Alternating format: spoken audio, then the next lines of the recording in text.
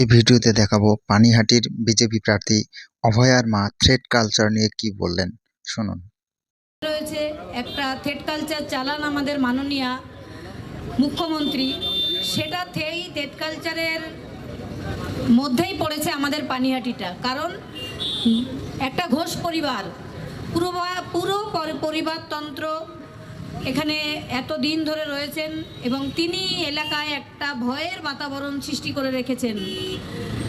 সেটা আমরা দেখেছিলাম আমার মেয়ের যেদিন 9 তারিখ উনি এবং সোমনাথ দে এখনকার চেয়ারম্যান এবং সঞ্জীব মুখার্জি কিভাবে অনিয়ম করে, বাবা মা যেহেতু অনুভূতিপ্রবণ, দ্রুত আমার মেয়েকে নিয়ে চুল্লিতে ঢুকিয়ে দিয়ে ওয়েল ডান বয় বলেছিলেন।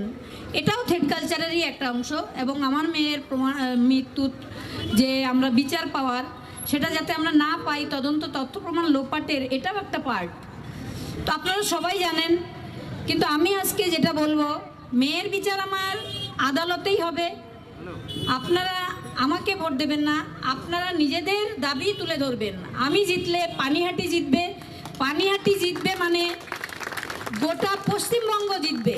মন্ত্রী আমাদের মাননীয়া, তিনি যে থ্রেড কালচার চালান, প্রত্যেকটা মেডিকেল কলেজে, শিক্ষা দপ্তরগুলোতে, স্বাস্থ্য দপ্তরগুলোতে সমস্ত থ্রেড কালচার চলে।